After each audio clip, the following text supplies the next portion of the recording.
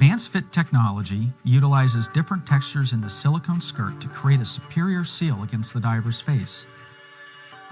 This unique feature, found exclusively in aqualung masks, also minimizes the marks left on the skin after a dive.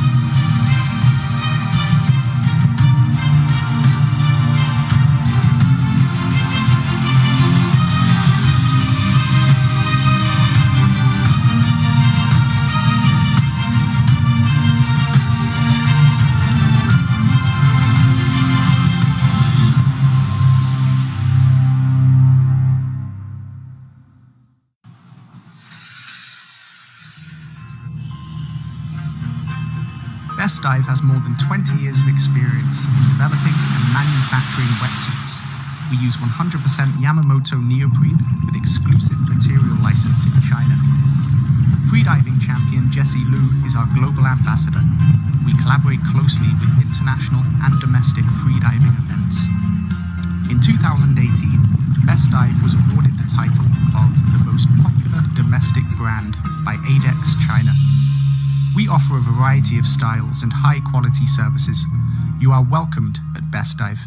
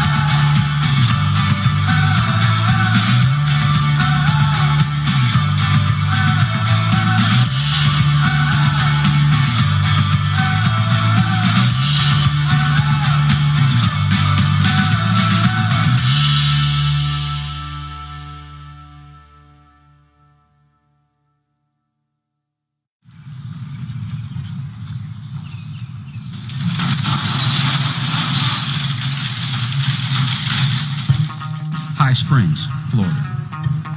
Population, 5,941 people. Located just south of the Santa Fe River. Home to springs, caves, and divers. Home to housing. We are small-town America. We have big hearts, and we take pride in the work of our hands. Here at Halcyon, we understand everyone has their own reason for diving, and we understand each one of those divers is looking for the equipment that best suits their dive. We understand every detail, every stitch, every nut and bolt and screw that we put into our gear. We understand you desire the best and are not willing to settle for anything less. That's why every product at Halcyon is tested and approved for both our dive and yours. We take things personally, fine-tuning every piece and packaging each product carefully by hand. Our 8 to 5 is for your weekend dive. We are here day in and day out so you can experience the underwater world. It's simple. This is why we do what we do at Halcyon.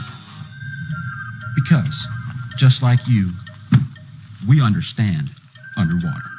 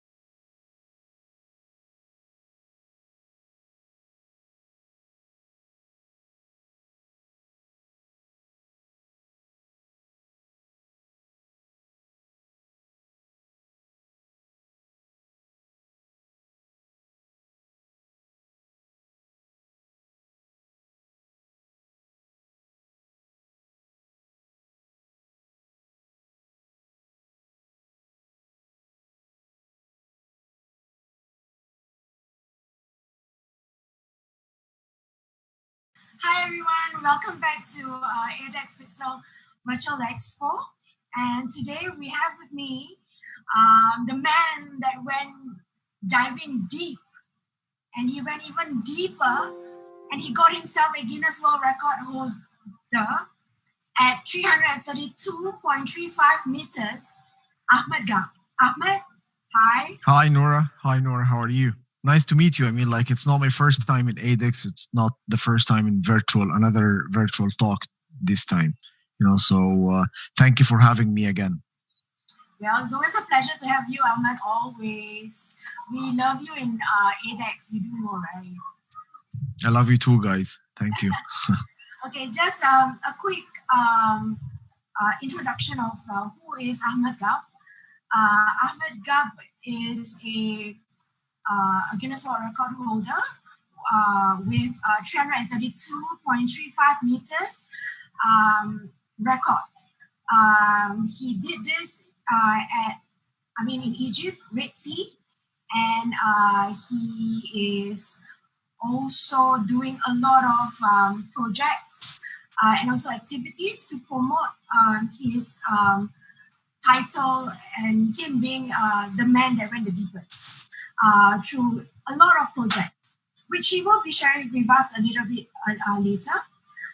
He's also doing making a stand, for our oceans.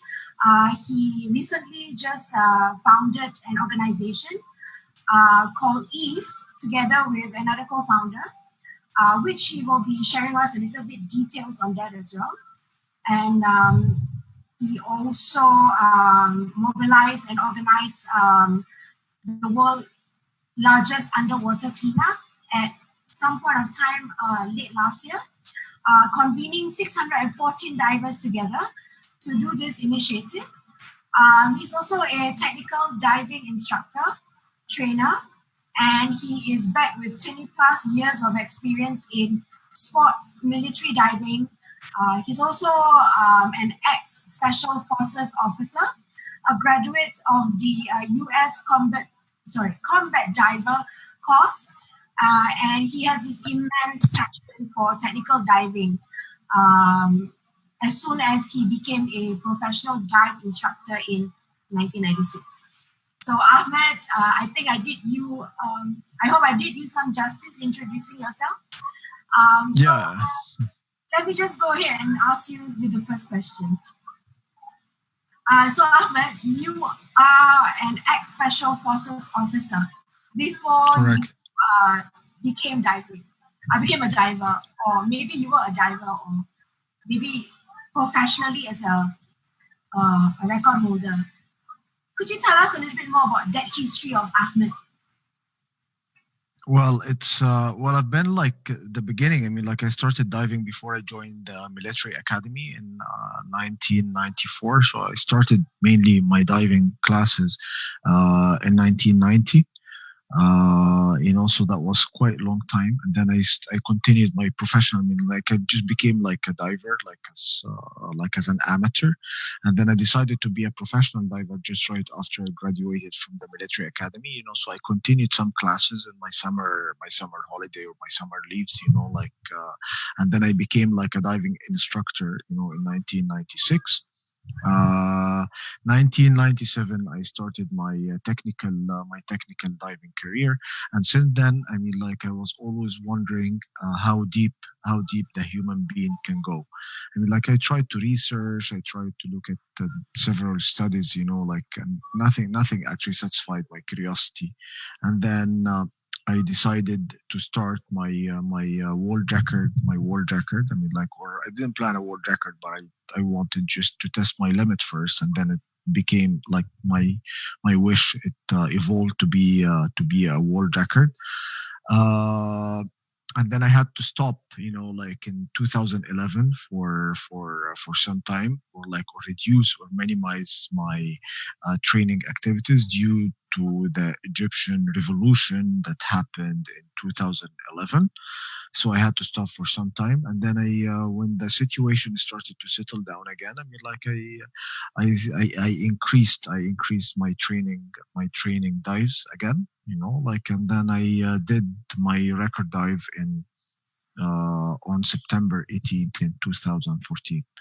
And just one correction of what you just said, like in 2015, I chose to retire. I mean, like I quit. I left the army as a colonel in the special force in January 2015.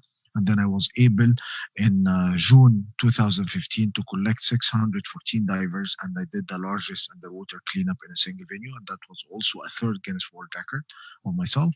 Uh, However, I mean, like, and I planned this record. I mean, like, I decided, like I'm going actually to help people to break such a record, the cleanup record, because for the sake of environment and for the single-use plastic and things, and that happened actually in like few months back, like people from Deerfield in Florida, they broke the Guinness World Record, my record actually, of the largest underwater cleanup, and they were able to collect 633 diver, which is very good. I mean, like, to do it, and then I will indeed, I will ideally, I will help other people to break this record again. Not myself, I'm not gonna do this record again, but other people will do it. However, meanwhile, I established my company with my buddy Omar Samra. He's the first Egyptian uh, person to reach the summit of Everest. We established our new company. It's called If. Imagine If, as you just said. Like, it's environmental company. I mean, like, it's all based up, like, to focus on the problem of the single-use plastic.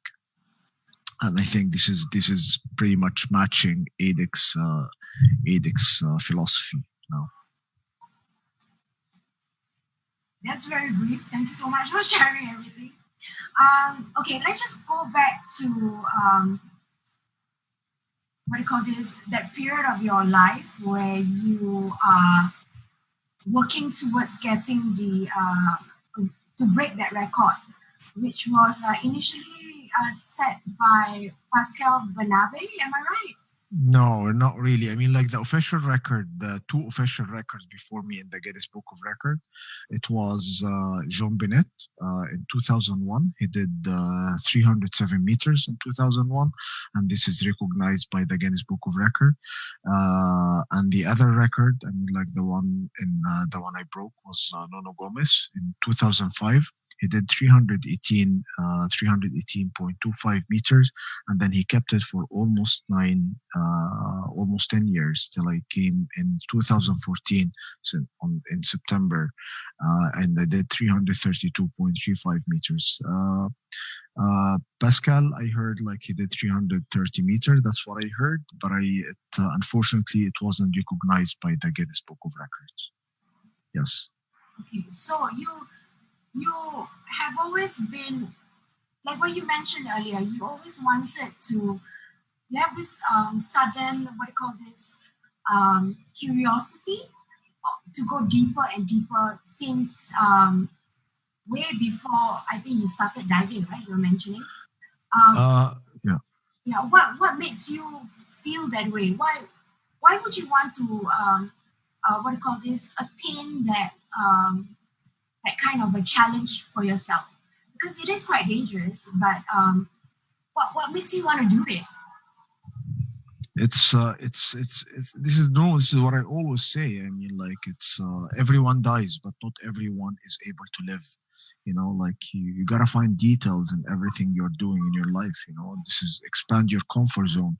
I mean, like, if we don't do that, we won't be able to fly. We'll be still, like, riding camels and horses to travel between countries and using things. I mean, like, so you need to always to explore the limits and get to the edge. We always say, I mean, like, living on the edge might be dangerous, but the view is great underneath. So you have to take the risk and be always there. So there are two personal limits. I mean, like, that you have to push the limits as well. And then meanwhile, you have to focus with environment, both of them together. And this is the inheritance that you're going to give it to the younger generations afterward. That's why I focus more mainly right now on environment. And I'm doing the other project, which is shipwreck expeditional project in the Red Sea and Mediterranean Sea in Egypt for now, and it might go further away after that. Okay, we will revisit that shipwreck expedition you mentioned, but I would like to go a little bit back and then just ask you on what is your first experience when you first scuba dive? Where or when? Not when, but what is your experience when you first enter water diving for the very first time? Well, everything started with me in in my early age. I mean, like when I was 7 years old. I mean, like I was in a trip with the Boy Scouts in Sinai, Egypt, specifically Nuweiba, and that was the first time to see like this guy like underwater. I always see it on TV, but I've never expected, like it's gonna be like this. So I saw him. It like really got my attention, but diving back then it wasn't very common, like in Egypt it wasn't very, it's something, it's very hard to find. It wasn't affordable either. It was like for specific type of people only, or uh, specific people. I mean, like with certain financial, like abilities, like, so it wasn't convenient to everyone. That's what I mean.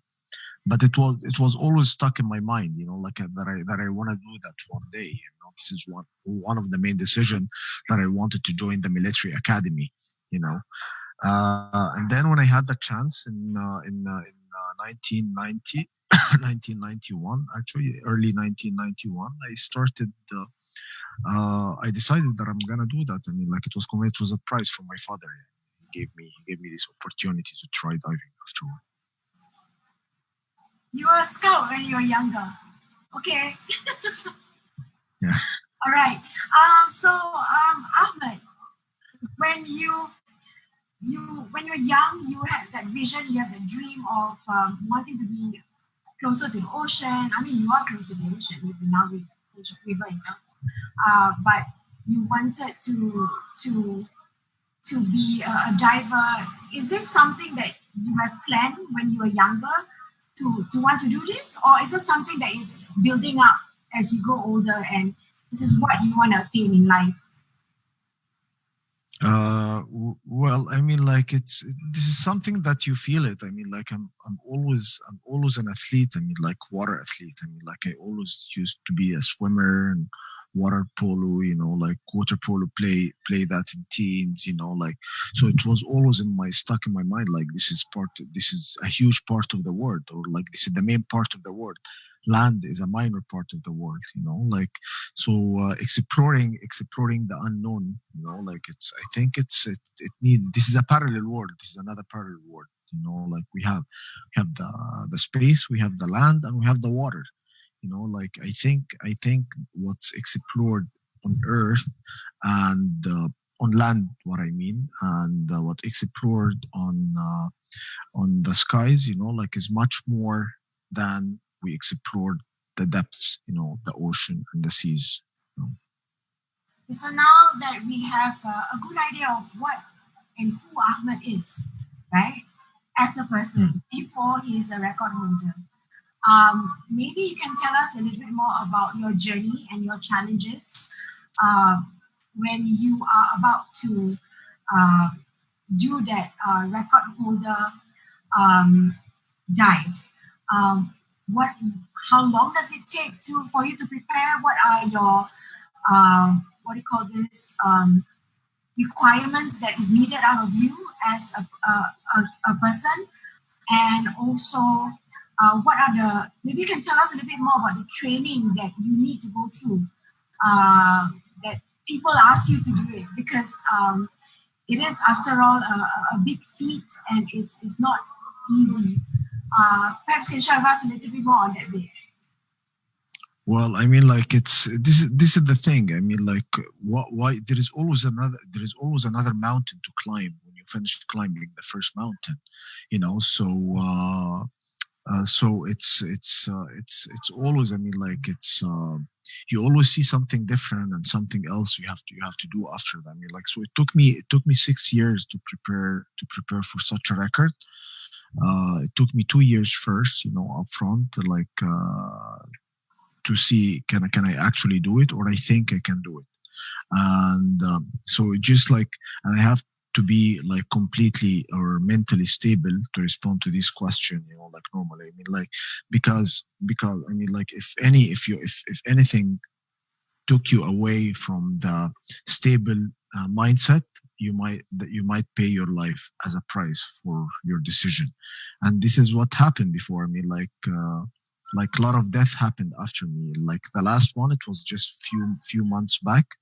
Unfortunately, the guy was in contact with me, and I warned him from what he's doing and not to get any advices via internet.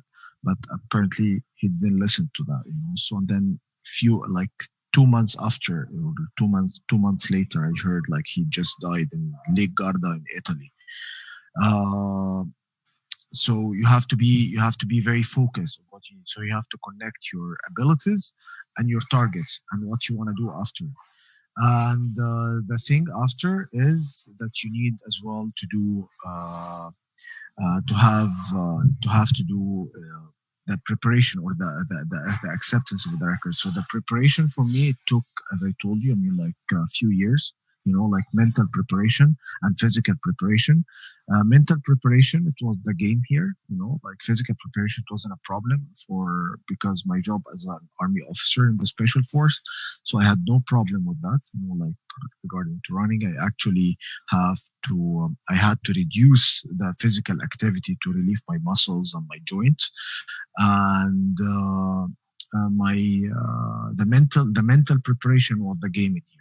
So I literally had to isolate myself, like put myself in a bubble. This bubble is flexible to accept any kind to accept any kind of modifiers. It's very flexible, but nothing penetrates these bubbles. So I have to deal with situation around, and then I had to delay for a few times, during that time, like about five times, delaying for the record till I chose that exact date, which is September 18th. Like it has many factors that would choose that date. Yeah.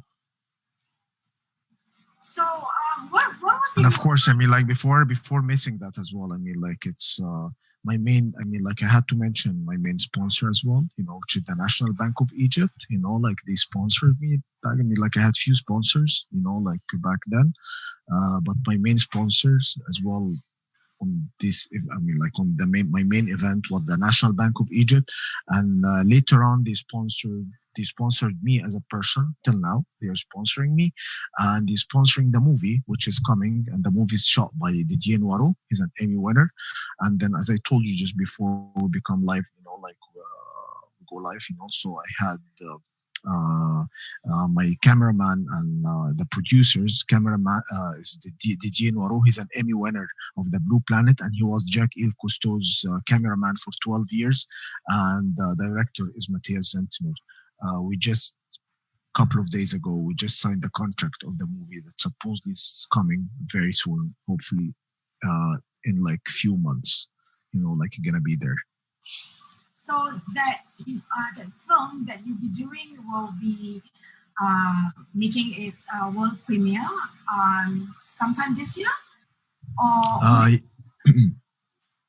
Yeah, I can see like a question here, like when are we going to watch this movie? Like this movie gonna be this movie. I mean, like that's according to the contract. I mean, like that we signed. It should be maximum within 180 days, which is 6 months. But we believe it's gonna be before. Like gonna be before. Gonna be mainly like in big channels. I cannot mention names or anything right now. I'm not allowed for that, like it's still confidential. But soon, I mean, like, or maybe today or tomorrow, I will announce that the contract is signed, like, and then we'll see. I mean, like, and I will keep everyone posted because this is a big project actually for me that I've been waiting for a few years.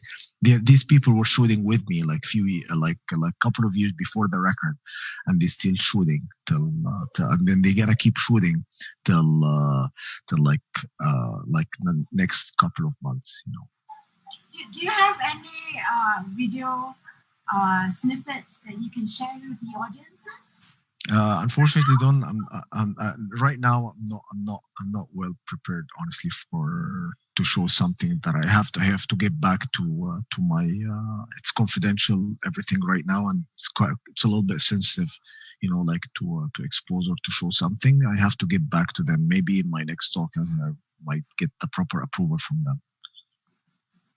Um, so Ahmed, there's a question here which I find it super entertaining. I'll just ask you. So this gentleman actually asked, what is your advice to dive centers? How they should clean the dive gears, wetsuits after the corona issue? Yeah, well, this is a question. I mean, like it's.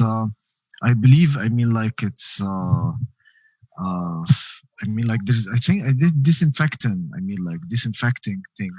Like I think the best idea is dive center. I think they should store everything after every use, after every single day.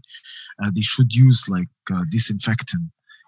Of that we use it for a breather. Like but like something suitable for the scuba. I'm not a doctor, anyways. I'm not the proper one to talk about this, but at least like they can just like disinfect with alcohol, whatever. Like and then store it. After you come back from every daily trip. You know and I think the healthiest thing right now, everyone to have his own gear. I think this is the best thing. So Okay, well, that's very detailed how you clean your equipments, basically. Okay, there's another question. It's not really a question, it's a statement. I think from a fan of yours. She asked, how deep is your love? how deep is what? How deep is your love for the ocean? How deep is Is your love for the ocean? my love at the ocean? Yeah, how deep is your love for the ocean? How deep my love to the ocean? Hmm, I yes. love it to the moon, from Earth to moon. Okay. Uh, Another question. Uh, yeah. I'm curious, actually, as to what is your thought on gas density and what guidelines you use for dive planning. In other words, what's the maximum gas density you plan for? What gas density that I'm planning for? I think this gentleman is asking about what is your consideration of gas density and guidelines whenever you want to do whenever you want to do the planning for your diving. Well, all what I'm saying regarding, I mean, like there are huge personal different. I mean, like and it's different from body to body. I mean, like regarding to algorithm. So what might work with me, it might not work with anyone else. I mean, like if the gentleman is talking about gas fractions, like specifically oxygen I'm using. I mean, like I cannot say more not right now. I mean, like I cannot mention anything more than the standards, which is 1.6 at the maximum. The bottom is between 1.1 to 1.3.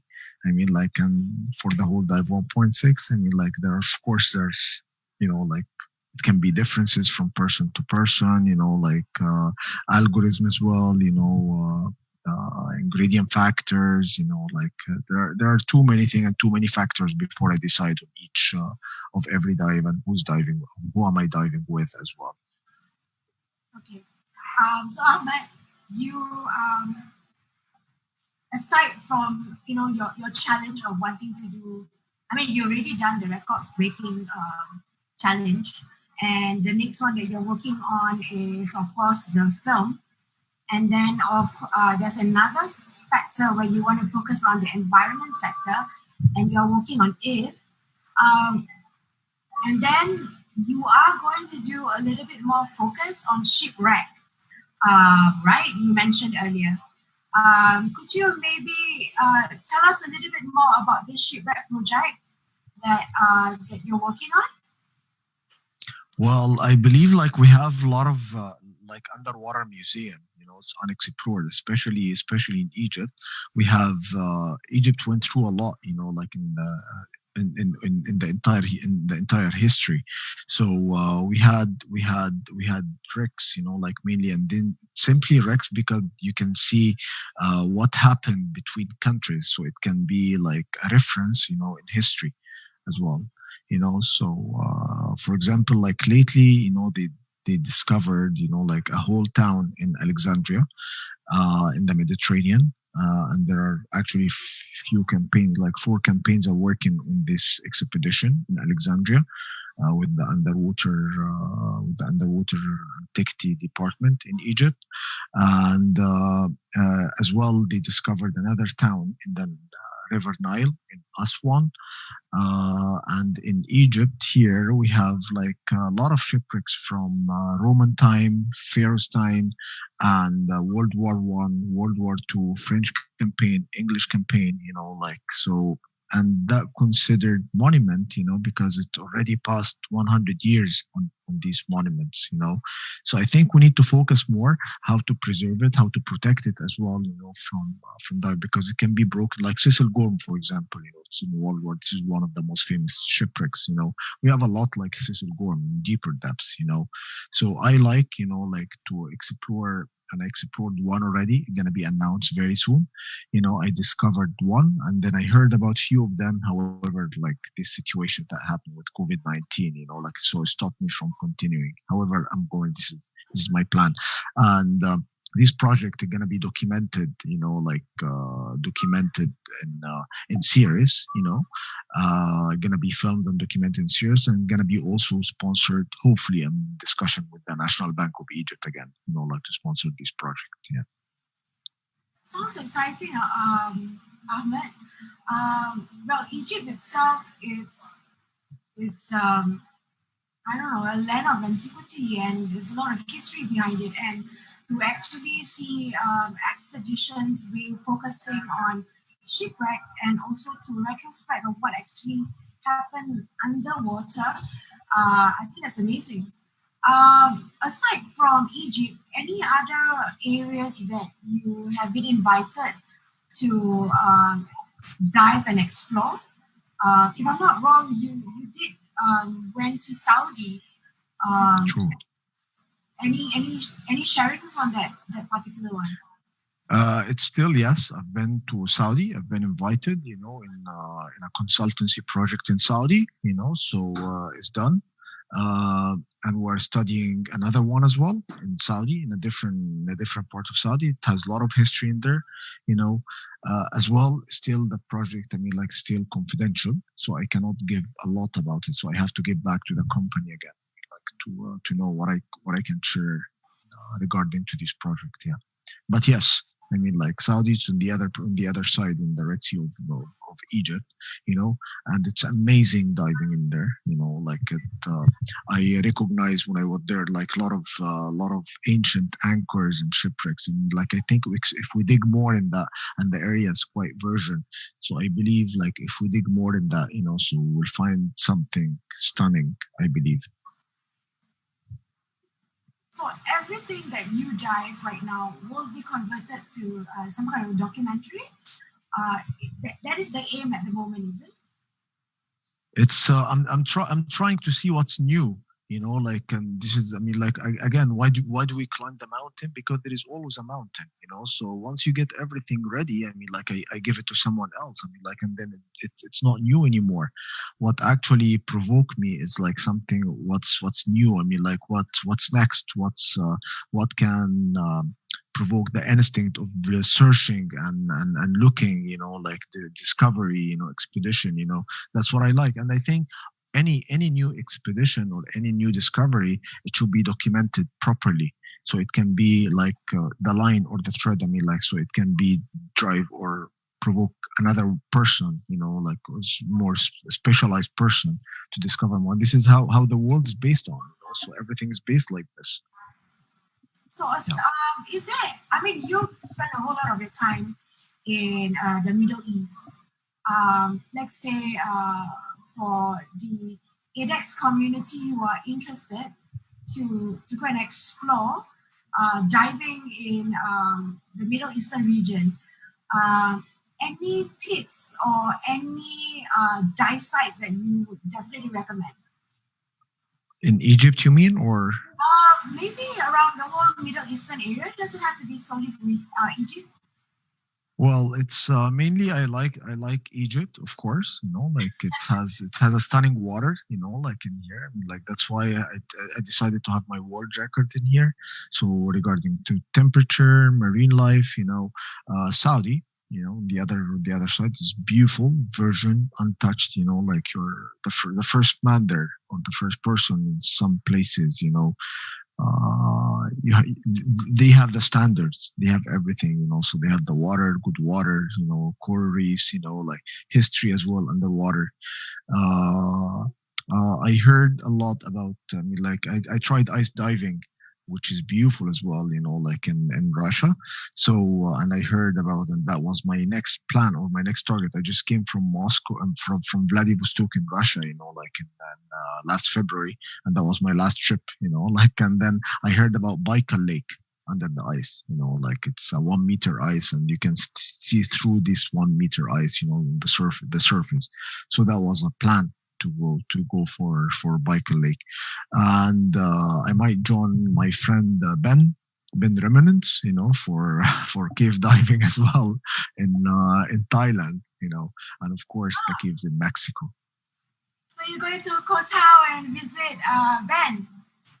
I hope so. Yeah, I'm just waiting for something to. Once the travel restriction is over, of course. Yeah, I hope so. Yeah. Ahmed, I just want to talk to you a little bit more about your Balkan ice dive. I saw it when on your Facebook, and if I'm not wrong, it was your first experience.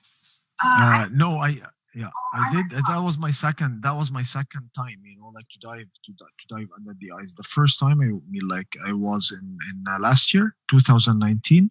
You know, so that was my first time in a lake in Moscow, and this time it was in Vladivostok in Russia as well. You know, and my third time, and then I got certified in there. You know, I got from in Vladivostok. You know, and then my third time, hopefully, gonna be in Baikal Lake soon as an ice dive. Any challenges, ice diving and also Guinness World Record? Any difference? Well, it's Guinness World Record. I mean, like, you're not gonna spend your life doing records. I mean, like, their life is too short and more beautiful than just focusing on records. You know, you need to enjoy and you need to explore things as well. You know, so records was never a target, because if you go to this competition set of mindset, you know, so you might pay your life as a price, as I told you. You know, so you do it, and then if you see it unique, I mean, like, it would be recognized by itself. You know, so you don't need to actually exert effort in that. So, what would you categorize as a leisure diving for you? Say again. What would you categorize leisure diving for you? Leisure? Yeah. Leisure diving?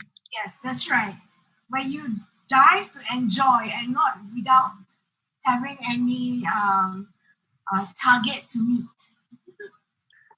No, when you enjoy, you just enjoy. You feel the water. You just melt with the water. I mean, like, you enjoy the element itself. You know, so it's if you go into targets, you know, every single time, it's very stressful and very draining. So first, I mean, like, and I think this is the beginning for creation, to create something, or like to inspire others. You know, you need to enjoy first what you do, and then everything, I mean, like, the ideas will just flow to you, you know, like a flood. You know, you don't need to exert effort even in thinking in that. So let's talk a little bit more about you know, what are you doing right now, aside from all your projects with the Guinness World Record holder, with Eve, with the film that's oncoming. What are you doing right now in the times of COVID-19? Well, I talk to you, you know, so this is well, Yes. I had, as I told you, like it mainly like virtual meeting, like what I'm doing. I try like virtual meeting with my partner as well regarding to F to see what's alternatives, like what we can do afterward, and then like for example, we planned like student competition, for example, I mean like how we can substitute that, like for regarding to the single-use plastic, for example. So we have to think of alternatives regarding to this, like it's it and what's next as well, what we're gonna do after, like regarding it's after the COVID-19, because it's impossible to stay forever anyways, or we have to learn how to survive with it, whatever, like the specialists, decide on that, but anyways, is planning and targeting what we're gonna do after. I think this is a big, it's a time consuming, from the actual time. So I think we take the opportunity right now, like to start, like focusing on what we're gonna do after as well. And this is the bright side. We need to give the environment time to breathe as well, so we can do our job properly afterward as well. So according to a friend of ADEX and also a friend of yours, Ben Remnants.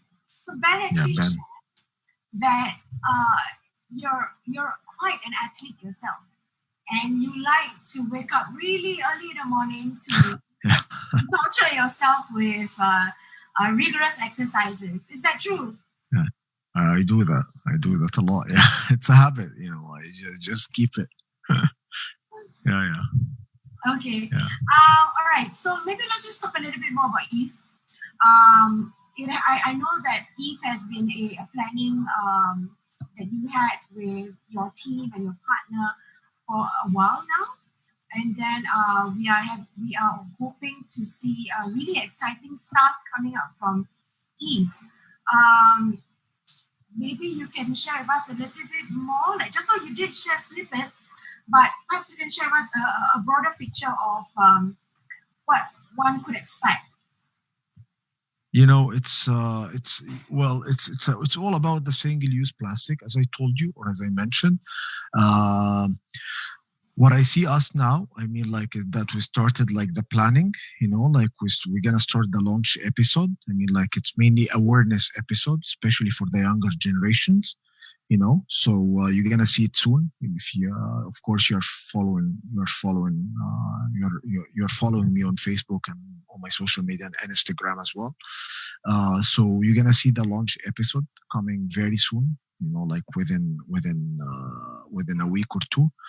And this is kind of, it had the message of awareness, as well. Especially we focus more on the younger generations, and as well we have solutions, which is a little bit, it's a little bit tricky at the moment, which is like the actual cleanup. How are we going to do it? Especially there is no gathering, and this is what we're thinking of right now. And the third part, which are solutions, which is we're planning, like what we're gonna do with the single-use plastic. Like other countries, they are using this plastic, and they change it to be like, roads, for example, made out of plastic. Like alternatives. What I mean, like how can we have like a whole building, like which is like. Uh, Find alternative and how to promote these alternatives, like filters for the best thing. I mean, like you yourself in ADEX, you give like these reusable bottles or reusable cups, like so people don't throw it after, they can just tuck it and leave with them, like after they finish the show. Yeah, this is what we're thinking of, in a bigger scale. Future wise, like in a year or two or something. I mean, this is what I'm discussing with my partners, and like to establish, like a factory, of the single-use plastic. What we're gonna do with that, like encourage people to think what we're gonna do with that, to create more, increase the awareness, of people, like get ideas, because the plastic itself is not bad, the single-use plastic is bad, you know. You mentioned that you would like to focus on youth. Is there a specific reason why? Focus on. Focus on the younger generation to Yeah. Why is that? It's I mean, like we're focusing on both mainly, but mainly the younger generation, they need awareness because they need they need guidance, like in kind of like something to attract them, to have them like as a culture or as a habit, like to have, like, for example, like a piece of paper, not to throw this piece of paper, like to teach them how to have, or why it's dangerous. It's harder to reach the younger generation because of hormones or like moods or whatever. It's harder, so we need to focus more on them. Like with the older, it's easy to talk to. For example, if I tell you, okay, that will cause 1 2 3 4 5 in your body, I mean, like the nanoplastic, what we're going to do with the nanoplastic, I mean, like if it happened to you, it's easy to grasp the idea, but it's harder for us, for the younger, to grasp these ideas. So we want to have it as a habit, for them right now, and then later on we can understand why, or the theory behind it, like later on. We see it harder and more challenging, to focus with the younger. Ahmed, you're a family man. Yes. You have beautiful children.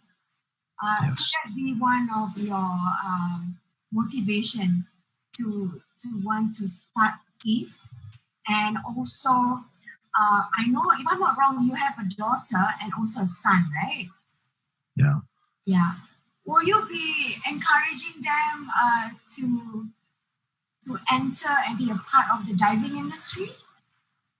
Well, yeah, of course. I mean, like this is up to anyone. I mean, like if they like to have or to be part of the dive. I mean, like that's fine. I have my son here. He started diving already, and he's a diver himself. He's an advanced diver.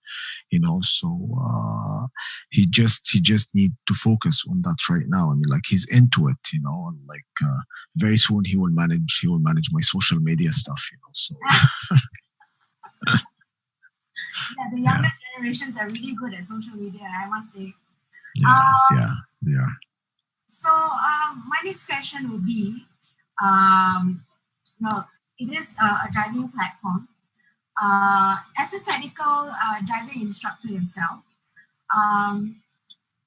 do you have any advice to anybody who are interested to be a technical diving instructor themselves? I mean, I'm sure you have a lot of students in your hands, your reps. What would be your advice to encourage people to progress in the diving industry?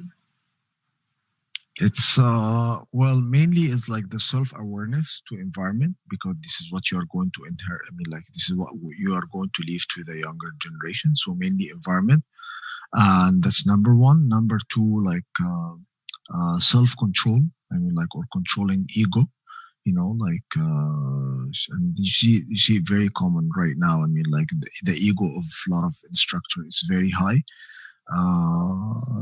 Diving is like it's a science sport, so you need to study a lot, before you have to be like always updated of what's happening and what's new, and the new studies, like what's going around you. And then the third thing, I mean, like you have to be part of seminars, webinars, as well, to discuss what you think of. Like you cannot clap with one hand, but you can clap with two hands, which is, I believe, so consultation is always good before taking any decision. The last thing, like my advice is like convey the knowledge very smoothly, without any complications, and this is the most important thing. And think of alternatives all the time. What you're gonna do? I mean, like if you cannot do it this way, that must be other ways to do it.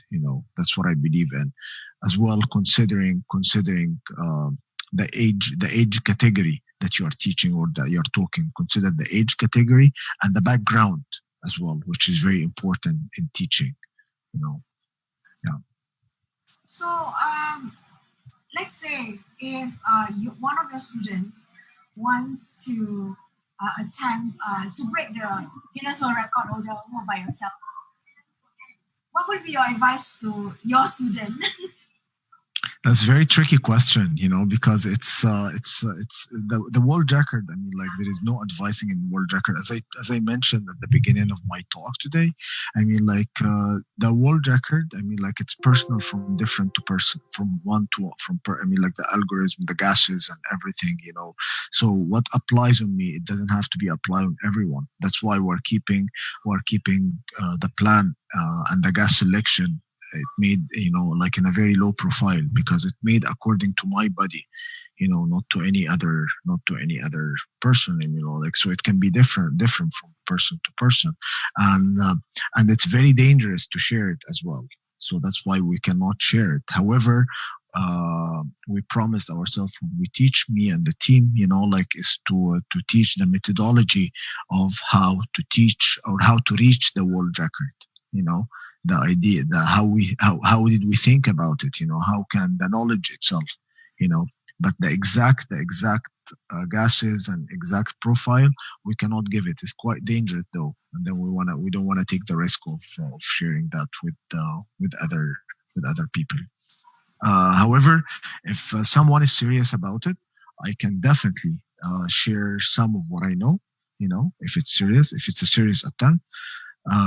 But certain thing, I would keep it for. Of course, I would keep it for I can give advices about it, but I cannot. But if I know the person myself, and I know his mental ability, and if he's stable, or just like a show or something, because that can lead to life, and I don't want to take the responsibility one day ever in my life,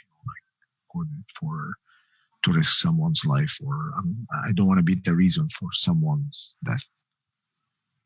Yeah, I do understand that. Yeah. Well, you have been teaching and instructing very established students, I must say, for diving. And one of them is, of course, the Guinness World Record holder for the fastest 10-kilometer scuba dive. A diver with disability. He's also paraplegic, which is also Faisal Jawad Hashim. Faisal, yes. More the challenge. I mean, like, what do you have in mind when you plan or when you had in plan to teach a student as such with that kind of a target or aim? Because I remember when we had a discussion when we were in ADEX India, you did mention that you didn't even tell him anything. You just asked him to just swim. So perhaps you can share with us a little bit more. Yeah, well, I got approached by Faisal, like to teach him to break the Guinness World Record of the fastest underwater scuba swim. However, I mean, like I told him, it's kind of tricky here, because he's disabled. He can't move his legs, he cannot use his legs. So I put condition that I have to see him. I mean, like I'm an army diver, so I'm a combat diver. So swimming, the military swims or underwater swim is part of my specialty. So I know how the game is, and I know how to assess people regarding or their swimming abilities. I mean, like, so I told him I'm going to visit him, and I will see if he can actually, and then I'm going to do an assessment for him, and then if I'm going to accept to train him or I'm not going to accept it. Of course, I went, and then I saw potential in the guy, and then I saw like he wants to do it. So with a very strict program, I put him on for 4 months, and then I kept following up with him. And then at the end of the day, he broke the current, and I think he's still holding the record himself till now as well. He broke the record of normal person, with almost 1 hour. He smashed the previous record there, and I was very proud actually of him when he did that. And then the only thing I told him that, I mean, like, I just want him to swim. He doesn't stop. So I taught him how to swim, how to eat while swimming, like, it's like several things, and then he made it. He smashed the record, as I told you, by 1 hour, which is amazing, for. What is actually important for a diving athlete, for example, yourself and so Faisal? Is nutrition a huge part of it? Is constant training matters, or I mean, like you did mention a lot about mental strength.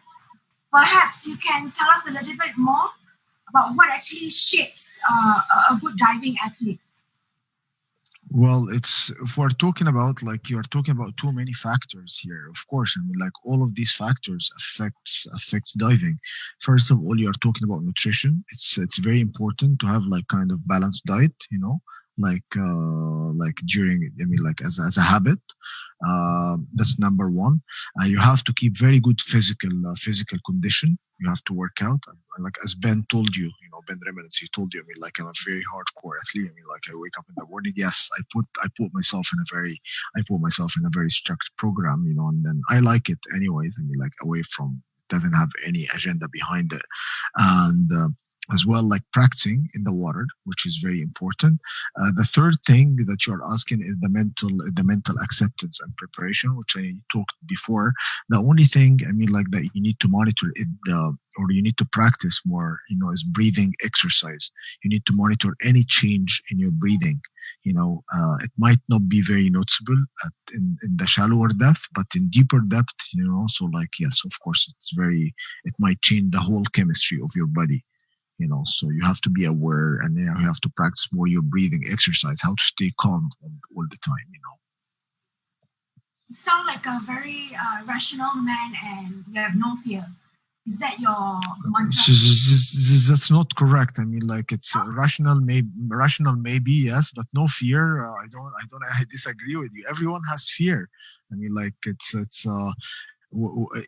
you have to understand what ugliness is. I mean, like you have to figure to understand what beautiful is. I mean, like you have to find ugliness, to get like tall person. There is a tall person because there are a short person, good person because there is a bad person. Even you yourself, you have to have both inside of you, and then you choose what you want to be. So you have to have everything inside. So of course I have fear, and I overcome my fear. But if you're gonna be a victim of your fear, you're not gonna move anyways. So you gotta move. That's why I mean you have to consider, or risk assessment is always there. I see. Okay. I have one question. This is a very impromptu question. If you have the opportunity to dive anywhere in the world, as soon as the travel restriction for COVID-19 is unleashed, where would you go? Uh, um, let's say in Europe, maybe one side. I'm not going to ask Mediterranean because I know you're going to say Egypt, and in Asia. So Asia and Europe, two sides. Okay, I'm gonna go to Baikal Lake in Russia, and then I'm gonna go to Thailand in Phuket for cave diving there. Have you been doing diving, or will this be your first attempt? Say again? Have you always been doing cave? Have you ever attempted cave diving? No, never. I do overheads. I'm specialized in shipwrecks. I'm instructor trainer in shipwrecks, advanced track. Like technical, but never caves. I mean, like we're lacking that in Egypt here. So it's not. I've never experienced that before. So I would like to try that afterward, like the ice diving as well. That I never tried it, but I finally got certified in that. Like couple of months back. So, what makes you want to do cave actually? Is it because like your best friend, Ben Reminence, well, I know Ben pretty, what do you call this, influential when he talks about cave diving. Is that the reason why you want to do cave, or it has always been something that you always wanted to attend? Well, well, yeah, of course. I mean, like, no, it's not. Yeah, of course. I mean, like, Ben is a close friend. I mean, like, I love Ben, but he's not the main reason for me. For me, want to try cave diving. I mean, like, cave diving is something like always. I mean, like, I always wanted to. It's exploration, new exploration. The geology. I'm very interested in the landscape and the geology in general. It contains history, and I'm very fascinated of history. You know. Do you have any heroes in the diving industry that you look up to? Any rules? Diving hero. Diving heroes. Yes. Well, the godfathers, of course, of diving in general, like Jacques-Yves Cousteau, of course, and then I classify myself lucky to have my cameraman is Cousteau's cameraman for 12 years. Didier Noirot. I'm very lucky to have this man with me. So of course, Nuno Gomez is one of my role models. Chuck Axley, of course. So I don't want to forget specific people, and my mentor, of course, Dr. Ahmed Kamel. He's very well known in the dive industry. Yeah. Is there any next challenges or any courses that you want to take yourself within the diving? Like, for example, I know you are the man to talk about when we mentioned CCR or like right now you want to do cave dive. I mean, you want to attempt cave diving and then hopefully be able to cave dive in Mexico, because I think a lot of people wanted to go there. What is your what do you call this targets for the next few I don't know, in the future? What is it that you want to do for fun? Oh, for fun, you mean? Or for fun and to also upgrade yourself. Well, I would like to do like specific wreck that I always wanted to do. I want to do Britannic shipwreck. The sister shipwreck of Titanic. So I definitely like cave diving in Mexico is the best. Like I want to do. Yeah, that's it. Okay. All right. Let's see if we have any other questions by the audiences. Just give me a moment. Okay, there's one here. So Ahmed, when you are going through your Guinness World Record, reaching that depth of 332.35 meters, what goes in your mind? What goes to my mind? Yeah.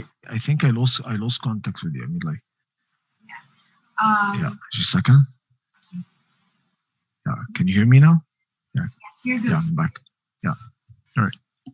When I went to 332 meters, what was in my mind? Yes. Well, this is the thing. This is the game of. This is the game of being like mentally isolated, from anything, like, so I had to keep myself completely away from any kind of pressure or stresses. It might exist, it might not exist, so I wanted to clarify my mind from visualizing anything that might not be there. So I have to keep, having something in my mind is a luxury, except the plan. To execute the plan I have, and the problems that I already visualized before, the hypothetical problem, and I have already pre-formulated plan, for these problems that might happen or might not happen. Emergencies mainly. What? There's another question here. What was your? What are you feeling emotionally when you knew that you have break the record? Underwater or after I did?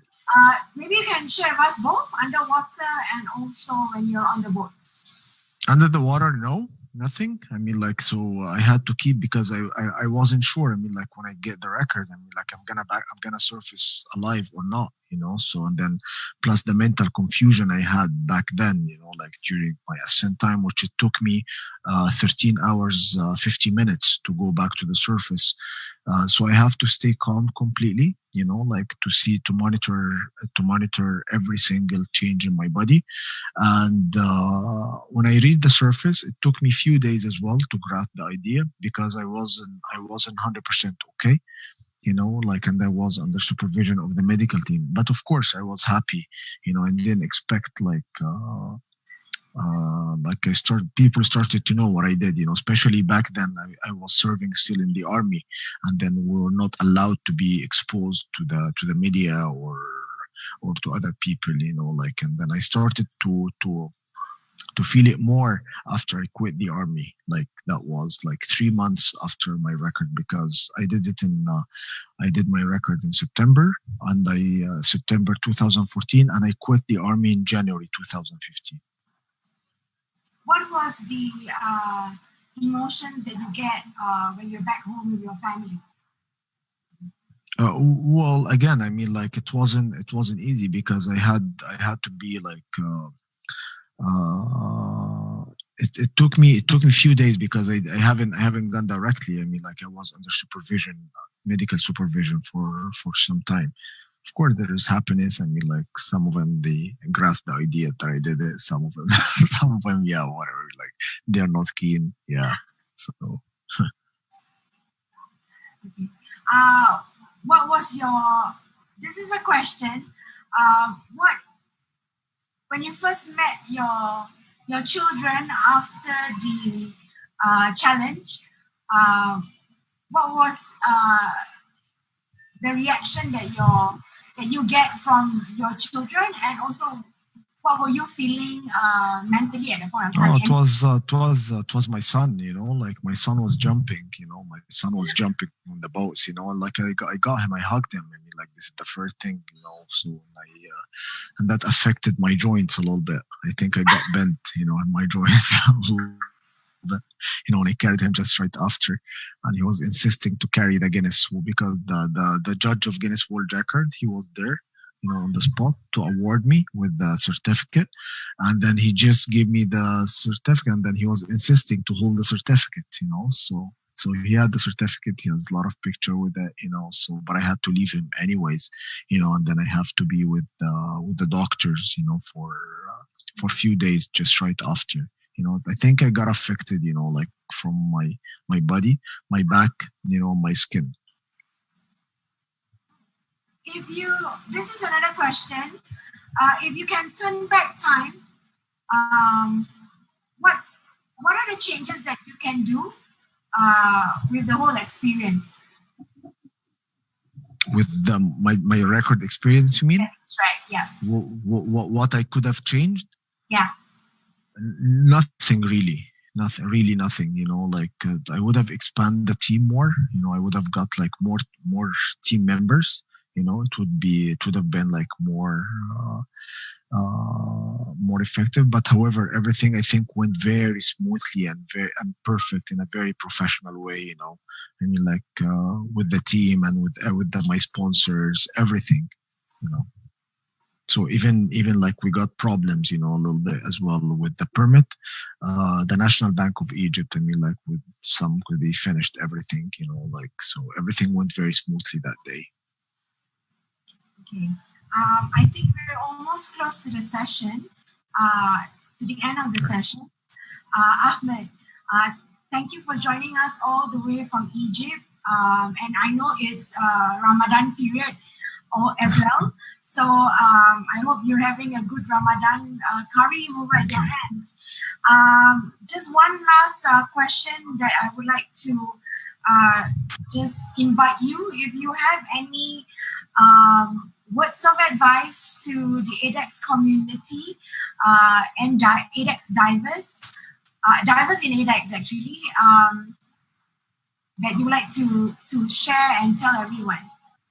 Well, I think ADEX, I mean, like you're doing a great job, like regarding to environment, and that's why I'm attached to ADEX as well. And then I would like to be in more ADEX to share more experience of what's happening. So I would like all ADEX divers to focus more with diving awareness and environment. We can express ourselves. Nature cannot express itself, so we need to help nature to breathe as well, so you're doing great, guys, so please focus for the environment. This is the only thing, like this is the only advice that I can give to all divers. Okay, thank you very much, Ahmed. Thank you. Thank you, Nora. Thank you. We hope to catch you soon, maybe in the next ADEX show. But aside from that, have a good evening, I think afternoon, sorry, and a pleasant day ahead, and we'll talk soon. Talk soon. Bye. Thank you. Bye.